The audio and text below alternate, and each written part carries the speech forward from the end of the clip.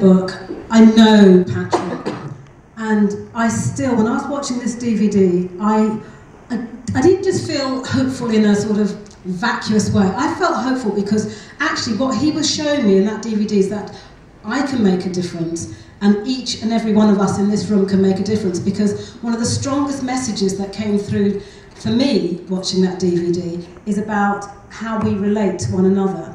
And I don't think there's anybody in this room who's not able to make a friend with another person, and literally by feeding into that life just through genuine friendship, we can change that life.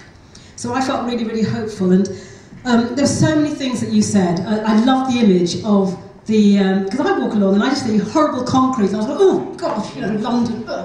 And actually what Patrick's seen are those little shoots of grass, those little shoots that can actually, if they're left to flourish, can actually overcome the concrete. That's such a picture of hope for me. And Stephen, I don't know if Stephen's here today, are you?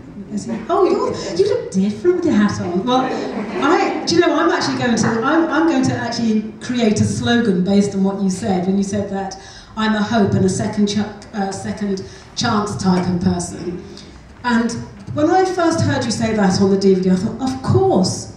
And then I actually felt a little bit sad, because I thought, the truth is that most of us only think we have one chance, and that everything depends on that one chance. I mean, the pressure on thinking that you've got to get it right first, and then knowing maybe you've missed that chance and life is all over. So to be a hopeful and a second chance type of person, I thought, well, that's great. But then after that, Stephen, I was thinking, well, what does God say about it? And he says we should forgive, or we should give somebody a chance 7 times 7 times 7. So do you know what? The prospect of hope, the prospect of our lives really being as God intended our lives to be, which is actually quite spectacular, is endless. The possibilities are endless, particularly if we have people like you and Patrick and the rest of, you know, guys like you in this room who are determined to have hope. And then just one more thing against you. Sorry, Stephen. But you are very inspiring.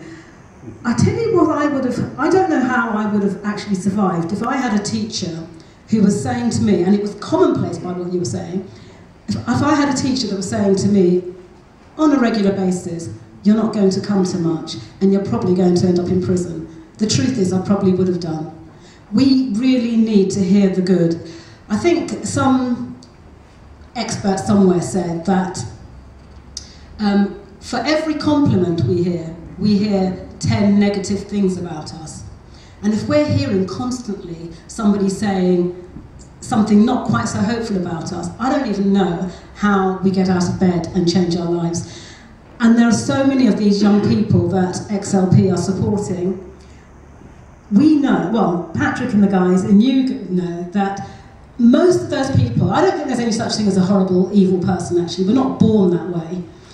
And most of the guys, most of the young people that are being demonized in the public sphere, if you like, I think if we actually knew what those people were dealing with every single day, how, even if it's just something as simple as a teacher saying to you, you're never going to come to anything, let alone all the other struggles and challenges that those people have to deal with, we wouldn't be labelling our young people as monsters and all the other things that we're so easily, so easily trips off our tongues. We'd actually probably be giving these young people some sort of award for just being alive. And I think we need to remember that. It's really easy for us. It is actually really easy for us, and we should really commit to do it, to think about something that's positive, think about something that's uplifting to tell a person. And if we can't tell them something that's good, let's not say anything. I don't understand a teacher that will actually tell a young person they will come to nothing. I just don't understand that. And thank God, literally, you were able to shun that out and to hear the good things. And I love your vision about your community, about the I don't know if that's your actual community, but you were saying about that state, that even if you can't change it, you really believe there is somebody in that community who can change that situation. I agree with you. And it's our responsibility to ensure that that person is developed to their full potential so they can actually get on with that job. absolutely awesome. I'm going to stop talking for a while and actually hand you over to somebody who knows this so much better and talks so passionately. He was nearly coming out of the screen, wasn't he? So here's that mild-mannered Patrick Regan. Okay, thank you very, very much. And I just want to say a massive thank you to you guys for coming. And, you know, when we wrote the book and we thought about doing a launch, and we've never done a launch before, and we thought, well, who do we want to do a launch to? And people say, well, you need to get, you know, the people that are going to write articles and stuff like that. And we invited them, they didn't come. And but actually, the whole aim of this was to invite our friends. Was to invite people that have stood with us over many, many years, recently and through the last 15 years. And when I look around this room, I see friends, and we wanted to do it partly because this book really, I guess, has got so many stories from across many, many different countries, many, many different situations that XLP has been involved in. But you're part of the story. Because without some of your prayers and support, and I know there's so many people in this room that support us financially, whether it's £5 a month, £10 a month, whatever, you've sown into that, so you're part of our story, and we are very, very grateful to you. And so thank you so much for taking time to come. This book, I really did pour my heart and soul into it, and I really wanted to deal with big issues that I believe the church really needs to grapple with.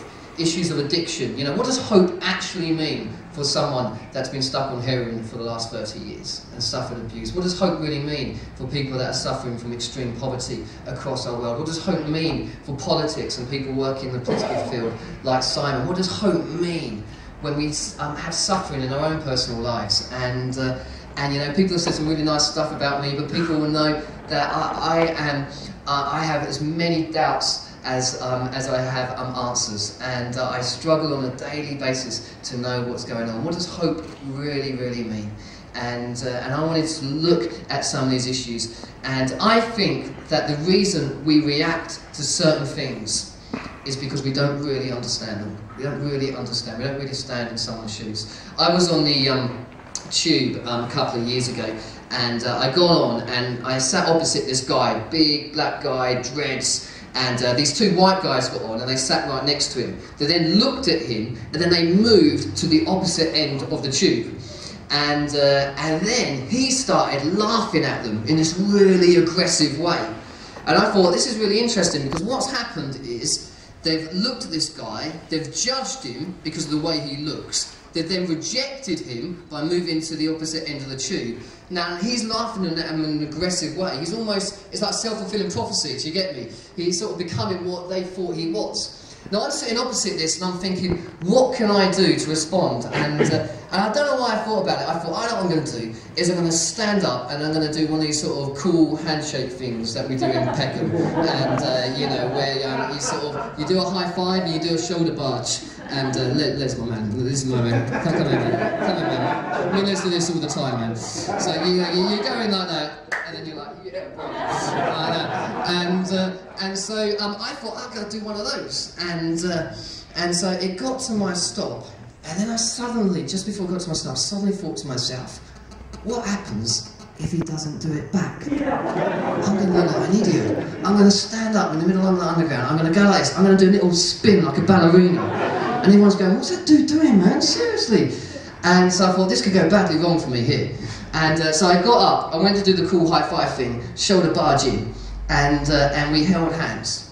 I haven't thought through the next bit. So I'm thinking to myself, now what do I do? And he's looking at me with horror, really, and I'm looking at him with equal horror. And we're holding hands for what appears like hours, but it's probably only a matter of seconds. And then he just says to me, Happy New Year, bruv. Happy New Year. And it's a stupid little story, but the reality is how often do we stand on the sidelines and make judgments about people's lives instead of really trying to understand? Our perspective needs to change. We need to stand in people's shoes. We need to go beyond charity. You know, so often charity is about doing things for people, and that's great, and the poor and the broken, they need our money. But actually, you know what they really need? They need people to come and work with them and to understand the pain. And that means it might cost you something. It might just cost you more than your wallet. It might cost you something emotionally. Because actually, if you want to get to living, maybe you need to do a bit of dying. You don't know me. So why'd you judge me for it? Huh? Have you seen the news recently? How they're talking about us young people? How they're talking about me? Do you know me? Why can't I just walk around the street normal without you looking at me in a way and turning to the side? Have I done anything to you? I just come from down the road and these church guys trying to talk to me, telling me I must come to their church. Why don't they come to me? They don't know what it's like for me. Do you know what I've got to go home to every night? Sometimes I don't eat. I don't want to go home. I don't want to go home. I don't want to see my dad hit my mum again. I don't want to. In school? I hate school. How can a teacher say to me that my home life shouldn't be affecting my work? How am I supposed to concentrate? Do they know what's in my mind? Do they know me? No, they don't. So why are you judging me? Yeah, I know this rubbish about hoodies. Who do they think they are? What, do they think I'm gonna, all the time I'm wearing my hoodie, I'm out to rob someone, to beat someone up, to cause trouble? I'm trying to escape, man. This is my mask, man. I don't want to do no one nothing. I just don't want to be here.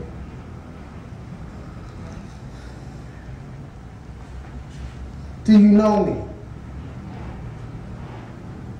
You don't really know me. But before you continue to judge me, please make the effort and get to know me.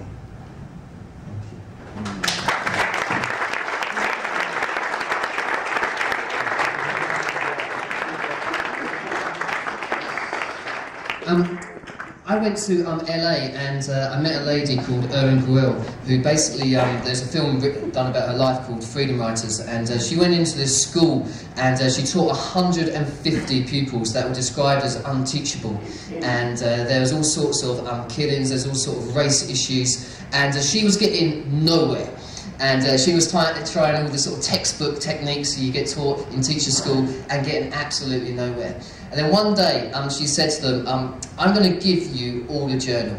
And what I want you to do is I want you to write down stuff about your life. And at the end of the week, if you want me to, put your journal in this cupboard and I will read it, but only if you want me to. And she went to the cupboard at the end of the week, expecting it to be empty. Every single kid had filled in their journal and put it in there. And she read. And she read about watching your dad beat your mum and feeling powerless to do anything about it.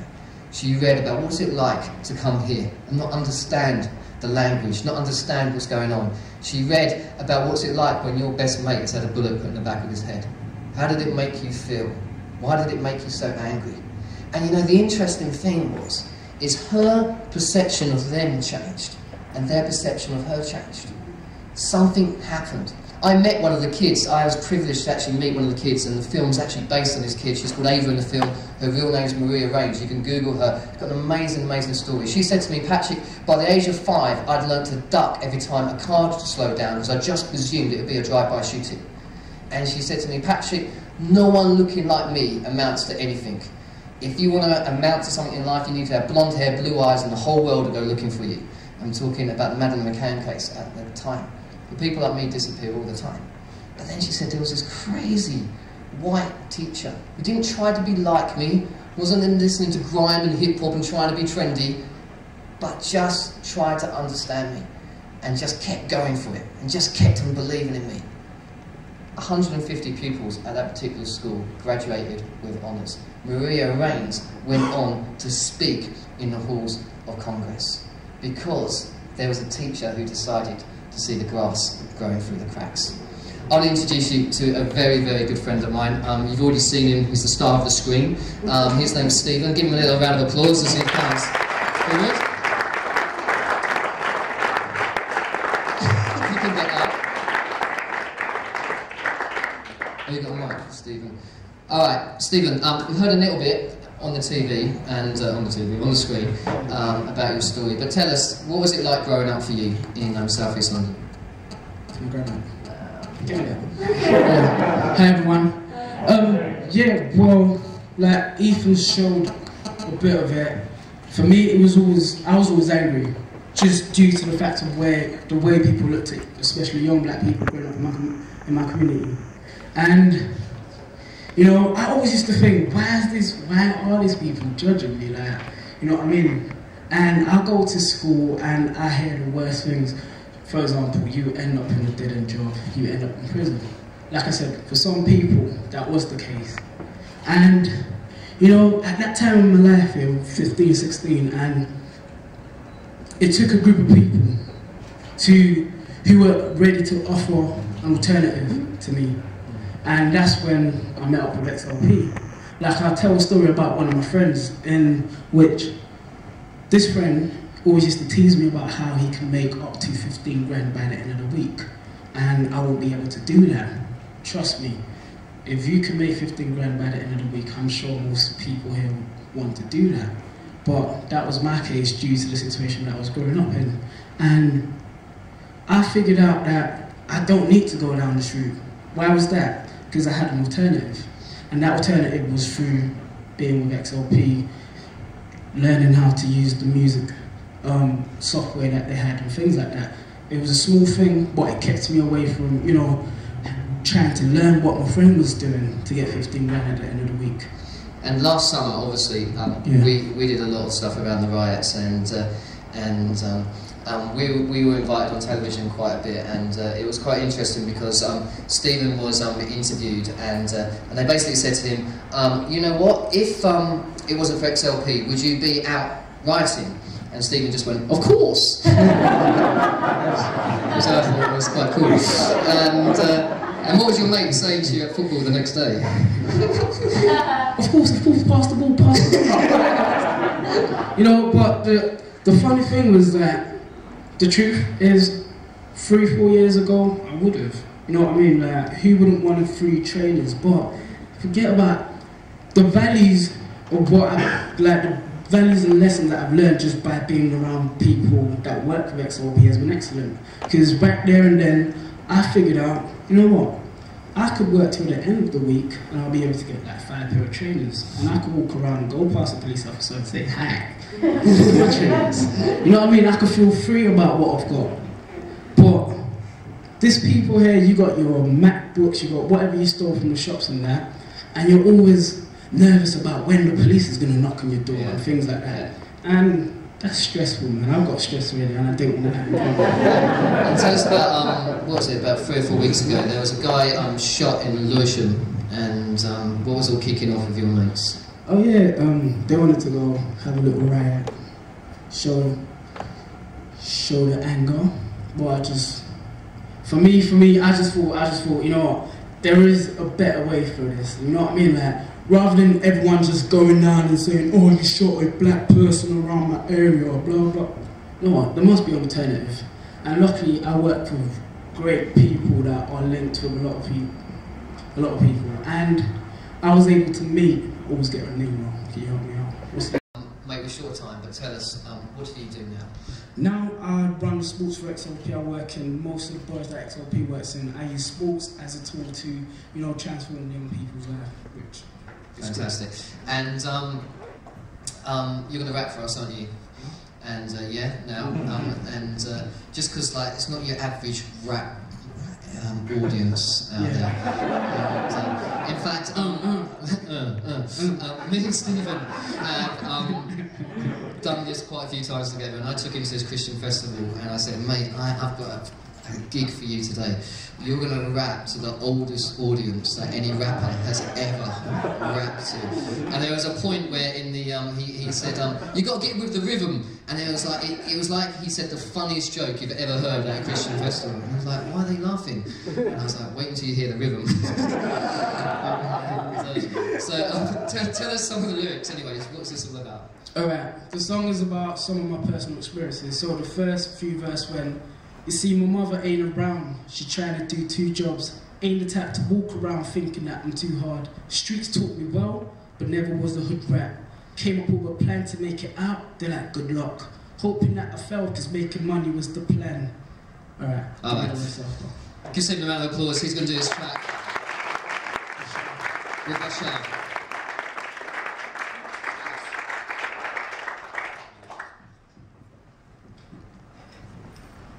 Hi everyone, yeah, this is Rochelle, and she came through one of the showcases that XLP has done, and I love working with her, you know what I mean, because this is what XLP does, they bring people together, and I've had the chance to work with someone like her, so yeah.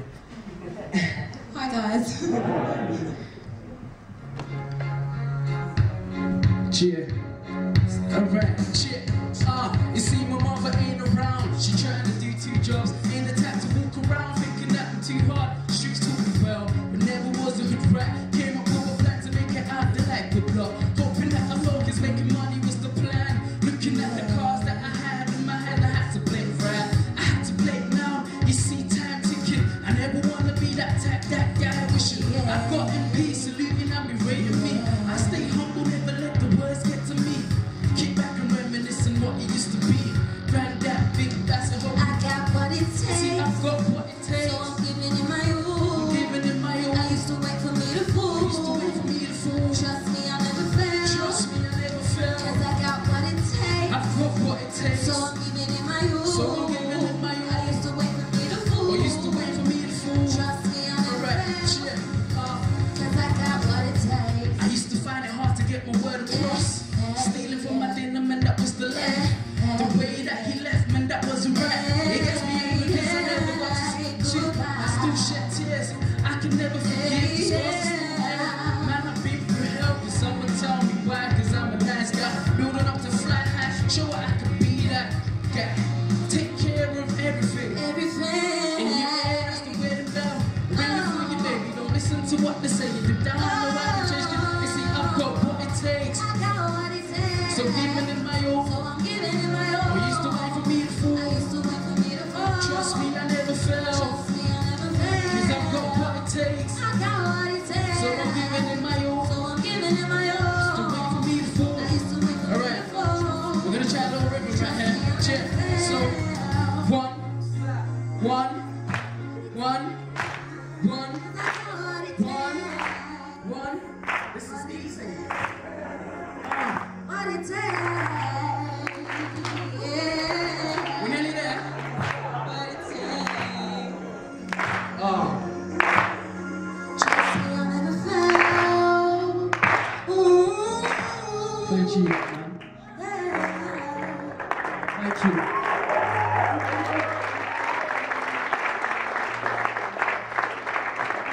Fantastic. And you know, me and Stephen, last week we were at doing some local authority training. So we were training social workers and people that were working in hospitals and across the whole local authority. And at the end, this woman got up and she went, "Who wants to give Stephen a hug?" Which I was loving it. And so at the end, he was having a hug with these people on the way out. It wasn't even like a church do. It was fantastic. And but you know, it's stories of hope that inspire people. For us in XLP, the key passage, I guess, that's really meant so much to us is Isaiah 58, where you know that passage where people are getting frustrated at God. They're saying, you know, God, you ain't listening to our fast. You're not paying attention, actually, to what we're doing. And then God, through the prophet Isaiah, basically says, you know what? The type of fast and laughter is that you care for the poor, you care for the broken, and you care for the marginalised. And it seems in churches sometimes we want to focus on greater intimacy with God, which is amazing, but I think sometimes what we don't realise, that as we serve the poor, as we serve the broken, as we serve the marginalised, we get closer to God. And that's what Isaiah 58 is all about. You see, you can't separate loving God and loving people. They're inseparable concepts. You just can't do it. And when you realise that, you realise there's hope for the oppressed, hope for the broken. People ask me, who are my heroes? And some of my heroes are in this room tonight, actually, and I'm real privileged that they're here. But I often say, 3 old ladies over the age of 60. First old lady lives in Belfast, lives in the most deprived area of the city, high levels of unemployment, addiction to drugs. She lives by the peace wall. I thought there was one peace wall that divided the community in two. There's actually 53 peace lines in Northern Ireland. Some of the houses have cages over them by the peace wall, because what happens is when the bricks are thrown over, when the fireworks go over, then they'll land on top of the cage and not in the garden. This old lady, she moved into the most violent place along the peace wall, and she prays for peace, and she picks up the bricks, and she picks up the fireworks, and she works in mums and tots, and she starts dreaming about a Northern Ireland where this won't happen. The second elderly lady is called Miss Lorna. If you've heard me preach before, you've probably heard me speak about her. Miss Lorna is someone who lives in Trenchtown in Jamaica. She's 70 years old, and we celebrated her birthday when she was here a couple of months ago. She has kids bringing knives into her school. I was there, I saw the machete that was down this kid's trousers. I've sat in her office as her life has been threatened by a gang leader. We had a gang guy who basically said to us, you know what, I'm 24 years old, if I don't shoot them, they're going to shoot me. What do you want me to do? I stood there as I've listened. She's got, the deputy head of the school is a lady called Debbie, and she phoned us once. She was talking to Miss Lorna on the phone. I heard Miss Lorna go, "Debbie, duck!" She gave me the phone, and all I could hear was bullets whistling through the air, smacking Debbie's building. And she's saying, "Patrick, I don't want to die tonight, I don't want to die." And I had to sort of mumble some pathetic prayer, just praying for peace. The next day we went down into Trenchtown, and you can watch this on the DVD. And Debbie was still alive, and Miss Lorna, being Miss Lorna, got all the kids in the school. We made banners, we marched through the community of Trenchtown, praying for peace. Dons was sitting there on the corner watching us. We marched past them, and we engaged with the community. The 70-year-old lady reimagines what Trenchtown could look like. The other lady, Akusia Arkhurst, as some of you here know really, really well. And these are my friends in Ghana, and part of the DVD is filmed in Ghana, and part of it's filmed in the UK. This is a place called Dampong.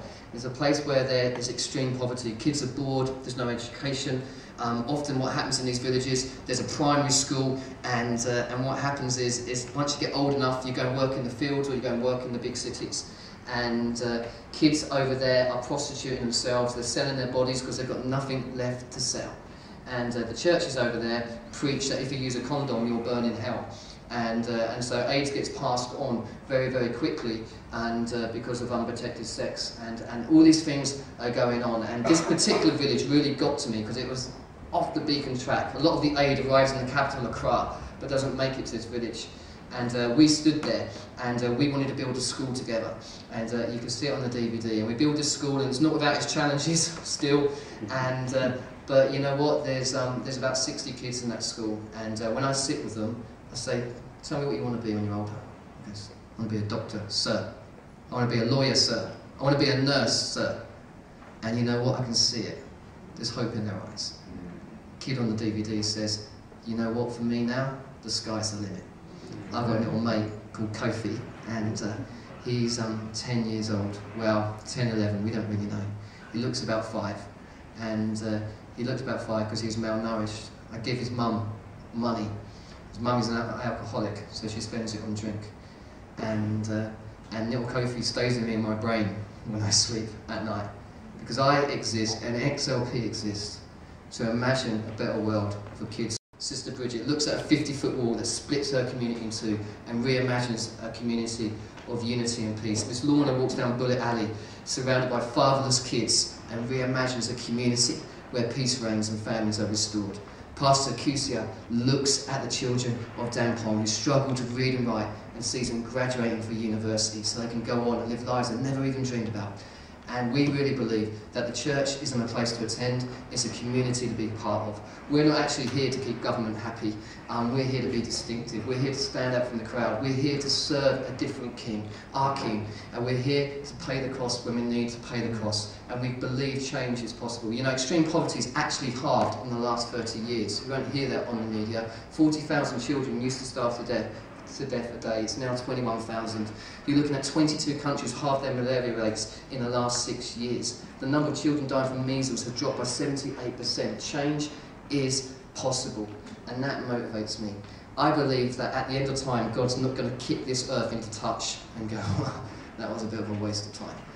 I believe He wants to create a new heaven and a new earth, a place where Kofi's going to be looked after. I want to show you this DVD. This is from Ghana, and when I do teaching, which I do occasionally, I ask people wherever I go to rewrite Revelation 21 for their community. So I thought I'd have a go myself, with the help of my mate Liza, to write New Heaven, New Earth for my mates in Ghana, and this is what we came up with. You always described to me that you were the girl that used to sing in the shower. Is that true? Yes. And what changed? Because you have so much confidence now. You have 2 microphones as well. Oh, thank you. Hi everybody. So 3 years ago, I was introduced to XLP in the Porter campaign at my secondary school. And I had an audition, and I forgot about it. And then a few months later, my friend was like, my brother works for XLP, he's been asking me for your number, they're doing the showcase next week. And I thought, okay, that's great. This is fantastic. I don't want to sing in front of anybody. I didn't like singing in front of anybody. And I did sing, and ever since then I've not really turned back, because I found a new platform where I can express myself, somewhere I'm really, really happy, and it's somewhere where, you know, you can share who you are and what you are with the rest of the world. Not the world, but, you know, the world. And yeah. Fantastic. And you've sung at lots of strange places, a bit like tonight. Haven't you? What are some of the strange places I've taken you? The strangest, I remember, I think it was, I don't know if it's Bank, Bond Street, I don't know, it began with B. We were outside. I remember I was wearing a purple dress, and... Great, that's great you remember that. That's important. And, wearing a purple dress, brilliant. And yeah, there was a basketball match going on. And I remember thinking, oh great, you know, these people are bouncing the ball and I'm singing. Ooh, this is awkward. But it was really fun, I really enjoyed it. Bishopsgate, that's brilliant. And a month ago, the 31st floor of Barclays Bank, that was pretty, many people have awesome. done that. I loved that. It was scary, so high up. And then we also, do you remember Platform 1, which is a posh restaurant in London Bridge? They asked to do a thing about XLP, so I stood up and spoke, and you know, like bars and restaurants, they can be the noisiest places on planet Earth, can't they? And they sort of listened to me, and I said, oh, I've got this girl, and I'm probably thinking, and you know, another one of those sort of cases. Much the same. You could hear a pin drop, and I'm grateful that she no longer just sings in the shower. And, I'm very proud of you, and I'm looking forward to hearing you sing. You go for it.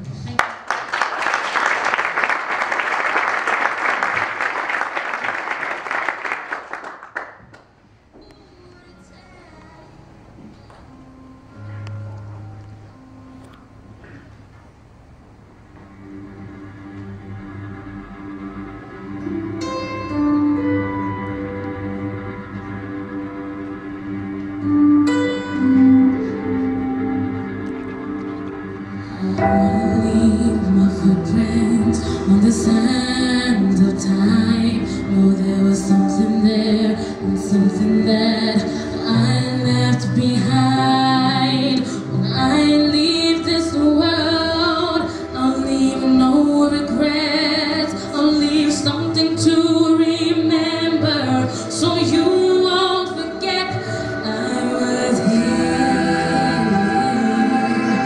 I lived the love that was here. And I did, and I've done everything.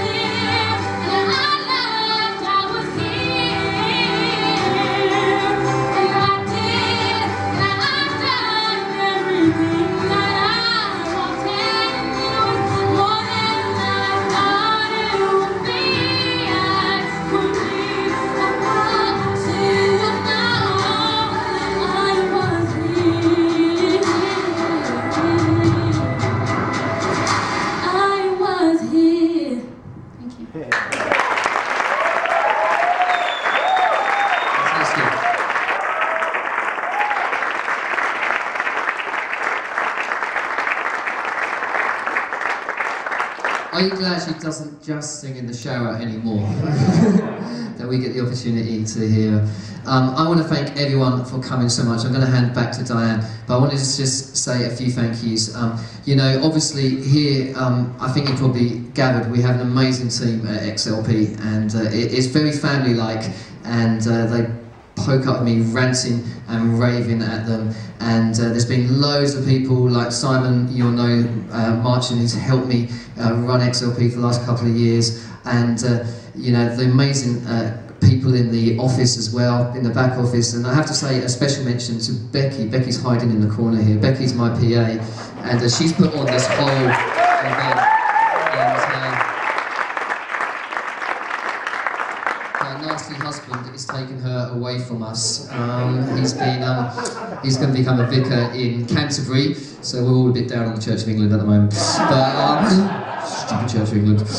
And, but no, we know they're going to have an amazing adventure down there. So if you want anyone who wants the impossible job of being my PA, let me know.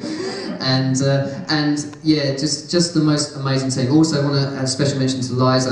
Liza writes with me, and so she's the lady who has to sit behind the laptop as I rant and rave and go on. And sometimes I think there's just going to be a puff of smoke because her hands are going so fast.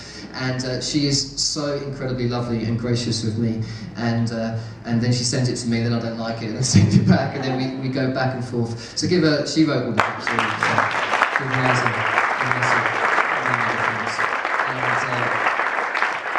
And just for guys, and particularly this book, you know, Monarch the publishers, Elevation, Spring Harvest, and have really just got behind it, and my mates at Soul Survivor as well, so I am very, very grateful to these characters. So thank you very much for coming. I'm going to hand back to Diane, and yeah, please hang around afterwards, because we've got loads of canapes left, haven't we? Becky's looking at me, she has really thought through these canapes.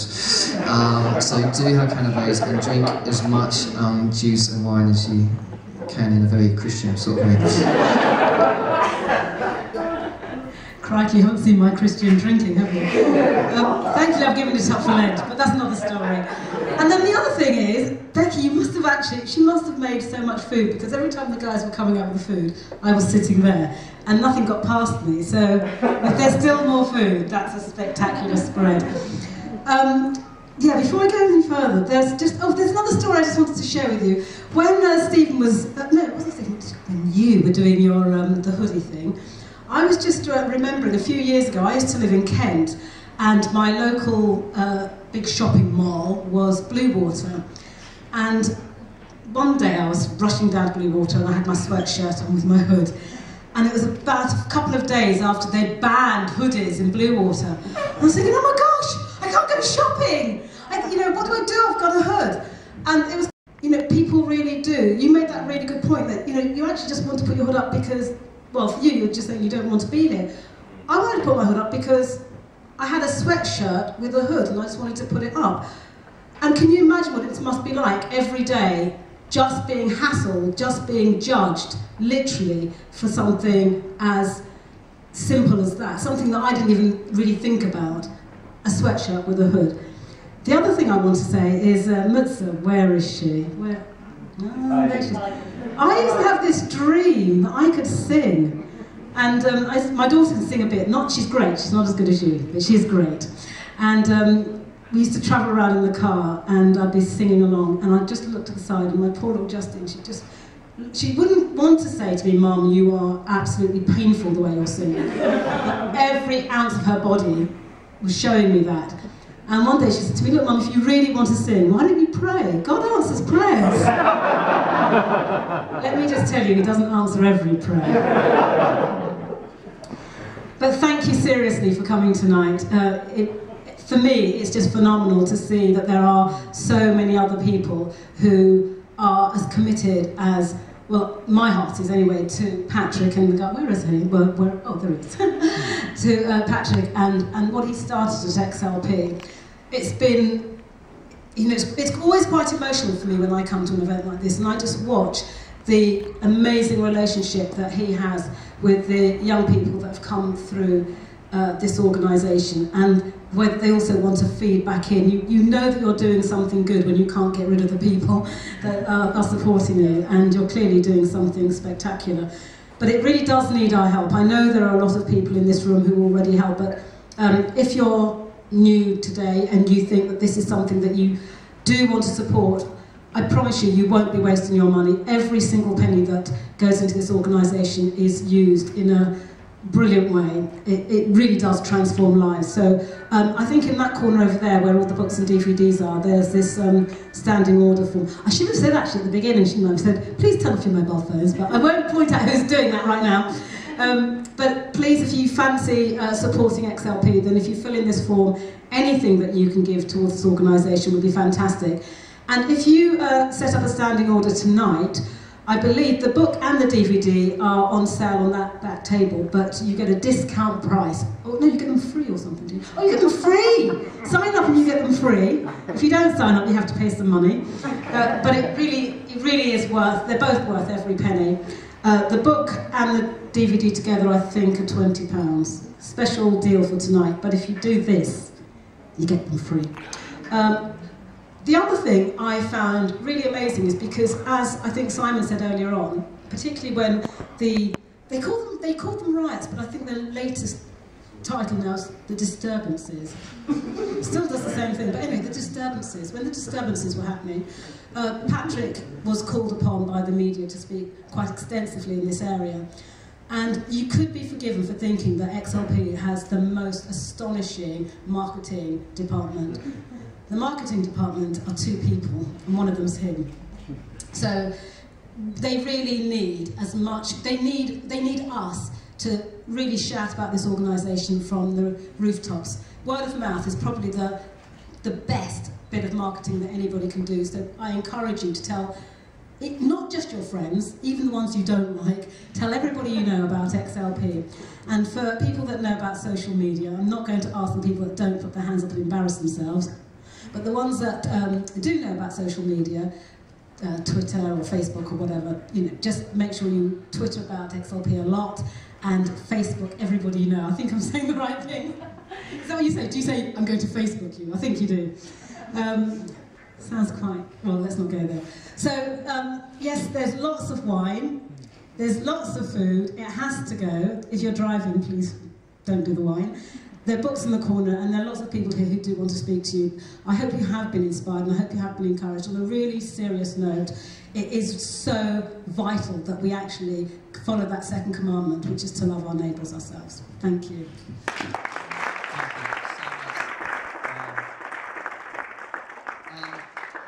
Everyone's asking me, you know, we've just had a baby, and Diane can't be here tonight, and Caleb can't be here tonight, but I thought it'd be really, really sad.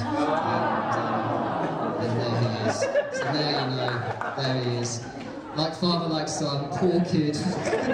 Please pray for him. Thank you for coming. Oh, can I just say one very quick thing on that you said, like father, like son? When Patrick was talking about his heroes, I was actually looking at somebody who clearly Patrick is his hero. His dad is just so amazing. I wonder what it feels like to bring a child into the world and know that they are actually a life changer. It must be awesome, and your face said it all. So round of applause for Patrick. And his mum.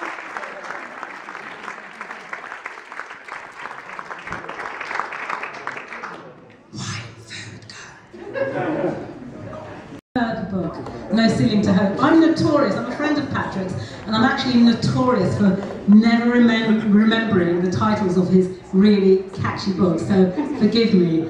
The first time I actually met Patrick was because I actually heard him before I saw him. Anybody that, and I'll explain in a minute, anybody that knows me knows that my passion is for every single human being on this earth to live out their full potential. I really believe. I don't know if people in this room are, if everybody in this room is a Christian, and if you are, I don't know if you've read your Bible, but somewhere in the Bible it says that before the foundation of the earth, God planned absolutely every single one of us, and He planned for us to live really purposeful, exciting, brilliant, satisfying lives. And I believe that to be absolutely true. The tragedy is, if you look around, most of us live in the shadow of that. Most of us live okay lives, but I wouldn't say we live spectacular lives. And there are others of us who live really grim lives. And so I was always looking for people who sort of shared that heart, really, and also people who were doing something about it. Anyway, one morning I was at home and I had a Premier Christian radio on, and I was listening to this young guy, and he was just basically telling the interviewer about all this amazing work that he was doing with some young people in South London. And he was there promoting a book.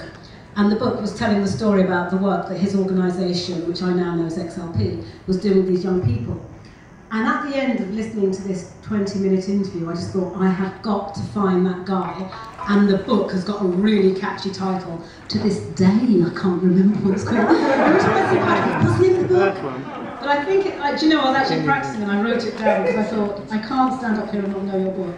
And now I can't find my notes. But I think it is. It's a conspiracy of the insignificant. I did have a bit of help. But it is a really good book. But actually what's more important than that is Patrick is a really great guy. And that does sound corny and it does sound cheesy, but the truth is he's brilliant. And the reason he's brilliant is because 15 years ago, and I know there are many in this room that know this, but 15 years ago, he saw a need, and rather than just talking about it or moaning about it, this little guy from the countryside of Essex decided to put himself right into the centre of a really tough urban situation, and he just stuck at it and stuck at it. And over the years, he's now become somebody that we may actually think of as an authority, in a sense, in this area, not just because he knows about it in a sort of theoretical way. He knows it from a real way. He knows what it is to build relationships with people, and through those relationships to help improve those lives. So tonight, we're here at the launch of his third book. I was going to look for the title, it's got my name up there, so it's really not helpful. It's got no ceiling to hope, it's fine, I do know this. It's going to be a little quiz for me later on. You're going to say, what's the name of the book? What do they do at XLP? But I'm not the only person. I know that, in a way, Patrick's like the Pied Piper. Everywhere he goes, because what he's doing is so touching a nerve with really what we should be doing, that we cannot help. If we come into contact with him, we can't sort of keep away from him. And so he's just, over the years, really grabbed a group, I don't know, sort of like this little army of people who just really support him. And one of those people is a young chap called Simon Hughes, who's now the Deputy Lib Dem leader. I've got that right. And Simon's going to come and say a few words about why he actually supports XLP and what Patrick does as well. So please give him a welcome.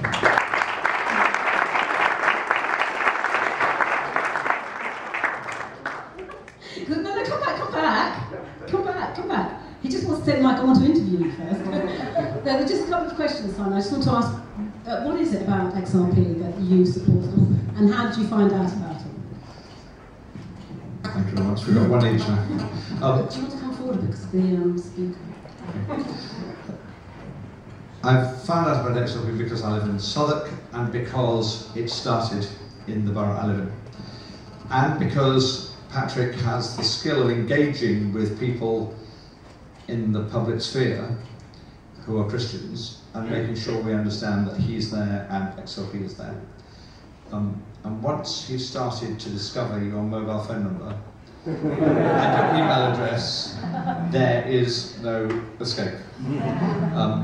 He is relentless, but he's relentless not for him but for the people he works with. And then, I guess very simply trying to summarise, you talked about the 15 years, very simply trying to summarise, the thing that has inspired me to keep supporting and trying to make sure more people understand is seeing the product of that in the enthusiasm of others, A, who work with him, and B, who respond to the work. And it's like the seed growing, which has produced the fantastic ever-flowering fruit. That's the product. And if that's been planted in the right place and is flowering as well as that, the duty of the rest of us is to keep on watering and making sure that flowers bigger and bigger and bigger so that more and more people can benefit. Simon, now, particularly with your position at the moment, what can what can party politics, what can politicians do to support the work that XLP is doing?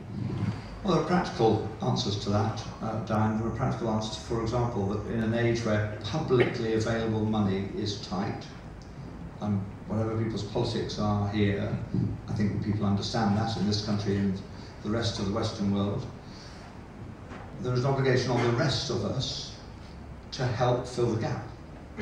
And government can therefore encourage the voluntary sector, the faith communities, individuals, to come and do things that perhaps in another circumstance the state might have done, first thing.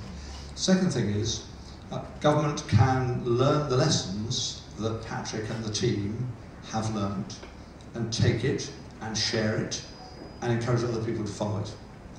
And thirdly, government can work with partners like XLP to make sure we reach, it's a bit like the Heineken advert really, reach the parts that other activities don't reach. But as a serious point, the politicians are often not the most credible advocates. It's a bit like sending people to do careers advice in schools who turn up in grey suits and say, we can do terribly well, you can be like me. And if you're a 15-year-old, actually the most effective person is probably the 17-year-old or the 21-year-old who was in that school a few years before. So it's about making sure that the right people are encouraged and supported and developed and given the platforms. And government has an enabling job as well as a doing job, has an encouraging job as well as an inspiring job, and has a facilitating job as well as a paying job. I mean, the other thing about government, though, is that you have the power, much more than, say, like a small organisation like XLP, to actually change policy to really affect change. And I just wonder, I know that you've supported this organisation for 15 years, so you've personally have proven that you're authentic in that way. I just wonder how, because every, when you're in government, for instance, you have a sort of 4-year plan, and something like this has to have a generational plan. How do those two things marry? And also, what can governments do to change policy? Okay, just one mischievous response to your first thing. When I last left the office, it was a 5-year plan, not a 4-year plan. Please don't believe the rumours that the election is going to happen a year earlier. We need 5 years to sort this out. We need 5 years to sort this out. I don't need 4, maybe enough. So apart from that little teeny glitch, the answer is that Patrick and other good advocates like him, and other good advocates in the church, and this obviously applies in other faith groups too, have the opportunity to have face-to-face contact with ministers. And if they influence ministers, then ministers can direct what the civil servants do and direct the policy outcomes. And manifestos get altered because of people being persuaded as political leaders that that's what ought to happen. Now, it wasn't accidental that the present Prime Minister said something that caused him a bit of grief later, which was, sometimes you need to hug a hoodie. It wasn't, I mean, that wasn't an accidental phrase. He was trying to get across the message that actually love can be more powerful than punishment. It's difficult, coming from his bit of the political spectrum, sometimes to be persuasive about that, because people expect you to have a sort of right-wing Ian Duncan Smith, who now runs the Department for Work and Pensions, who can influence the way in which priorities are put within government. Spending priorities, policy priorities, and sometimes legislative priorities, though I guess that's more difficult. Answer to your second practical question, when the riots happened last year, just to take an example that everybody here will be aware of, when the riots happened last year, Patrick was one of the people who not just immediately commentated and sought to educate the public about what the response should be and the causes were, but then was involved in the dialogue with me and others about what should happen next. And government were looking for answers, and because he had established a reputation and being credible, one of the places they went to look was Patrick and XLP. That's really important in a time of crisis, that you know where best to go to for the best advice. And it wasn't, by and large, to the civil servants sitting in Whitehall. It was to the people out there on the street who had credibility in their community because they had shown what they could do. what do you do? Because that's a really good case. You just talked about who to go to in times of crises. What do we really do to stem the tide so that actually we won't have to come to another situation like last summer? I think last summer's, I mean, we're not going to have a seminar on last summer on the rights, but I'm just talking about no, of preventative course, stuff. no, absolutely. But it's actually quite interesting, and I think it deserves a lot of thought and reflection as to what really happened and why it happened. The answer to how we prevent a lot of anger being built up and a lot of opportunism being built up is we need to change the values of society. There's some very profound issues there, away from being as materialistic as we have become, towards being more people-centred. Secondly, we need to make sure all young people feel there is no ceiling to hope for them. Because if from the age, and it happens sometimes from the age of about 12, you start to feel that there is no chance for you, that you're potentially rejected or neglected, then why wouldn't you make a fuss? Why wouldn't you go out and do something that you know is illegal? Why wouldn't you seek to draw attention to yourself? Why wouldn't you care? Not at all. And thirdly, and colleagues are here from the police with whom Patrick and others have worked, it's about making sure that we keep on reminding those for whom life is difficult, and life for teenagers in a modern society like ours is really difficult and stressful, and the peer group pressure is huge, as you know well, in a city like this, is to keep on reminding them that there are alternatives that give them a better way forward, and to keep on showing love tempered with, or justice tempered with mercy, love as well as other things, when they fall down and make mistakes and get into the wrong place. That there is never a place from which they cannot be rescued if they're willing to respond to the call. And for those of us who are Christians, we are the arms and the eyes and the hands and the voice of Christ here alive in this city, and we may be the person called on to be the deliverer of the message, the person who reaches out the hand, the person who intervenes, because we're called to be Christ in that situation. So it's about just giving them that transformational experience. It may be very slow. There's some things Patrick's written about young people who brought up in fantastically Christian families, went off the rails, got involved in gangs and drugs and committed terrible offences and went to prison. So it's not a miracle cure at the beginning of somebody's journey. It may be quite a long way down the road that the transformation happens, but that nobody is ever beyond the pale. Nobody is ever outside the fence. Nobody is ever incapable of turning their life around. Who are the most effective people in this room to be able to persuade the people going through that crisis? People who have been through that crisis before. And people like Patrick can enable them and empower them and support them. And XLP does it all the time. It takes people who've been in the front line and made a mess of things and have realised how it went wrong, who will then be willing to go out and say, actually, that may be apparently simple and apparently successful, and it maybe gives you quick fix, success, money, peer group esteem, fast cars, good clothes, suddenly very popular on the estate, but actually in the end it's a dead end. And there are other ways that will give you much more personal esteem and self-satisfaction. And often we, who support XLP, you, others, are there to encourage people who can present that message more effectively than us. Finally, Simon, you mentioned the sort of Christian community. There are lots of people sitting in the pews on a Sunday.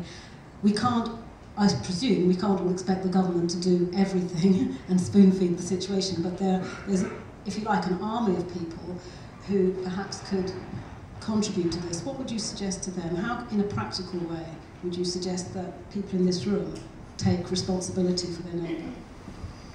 Well, the church is meant to be a church militant here on earth, and militancy in this sort of surrounding is normally associated with the people who are in tents outside St Paul's or in a certain square around the corner rather than here. But I mean, the church bluntly needs members of the church is only its members of the church need to respond with the sort of energy that Christ did when he went into the temple and saw the people abusing the temple for the wrong purpose. There needs to be really energetic engagement and challenging what doesn't work and challenging what's wrong. And therefore the answer is it's about redirecting our wealth. We're about to have the budget. Everybody is obsessing about what's going to happen to the people on the very highest of incomes. There is huge wealth in this country, one of the richest countries of the world. We need to make sure the church understands and church members understand that they can contribute in practical ways. They can support a worker, they can support somebody between school and university doing a gap year internship, they can pay for a youngster who would otherwise be unemployed to come and work for XLP, they can make sure that somebody who lives in an estate in the middle of Peckham and doesn't have any family income other than benefits can themselves get out of that by being paid and set a role model. So there's the practical financial things. They can pray because we believe that prayer changes everything. And if you can't go and hands-on stuff, then you can pray. And thirdly, it may be that bluntly in the richer churches, in the posher churches, in the more affluent places, they can support somebody, they can send somebody, they can enable part of that congregation to go and do the stuff themselves. Because there are lots and lots of people who want to be involved but actually don't know the way in. And if you look at all the people who have come to work for XLP over the years, from all over the country, as you know, they're people who have said, actually my priority is not to go on an escalator from school to college to university to earn a fat salary in the city. It's to go into the front line and learn how to do that well. And churches supporting those people, sending those people, finding those people, commissioning those people, and spreading the word. And being optimistic about what can be done. And I suppose, given the title of the book, it's about being optimistic. It's about believing it is possible for huge change to happen in individual and collective lives. And it is. And if you don't believe it, read the book. If you still don't believe it, then you may not be saved. Thank you, Simon, thank you. You know that Simon is so busy, we really appreciate it. And I just want to pick up a little point with Simon actually, because he said that if you want to find out more, read the book. Well, not everybody can read the book, but you won't be excluded because everybody could watch the DVD. So the book and the DVD are going to be on sale tonight, and we'll talk a little bit more about that later on. But actually to get a taste of the work that Patrick does and why he's so impassioned with what he does, if we just take a look at this, the first chapter of the DVD.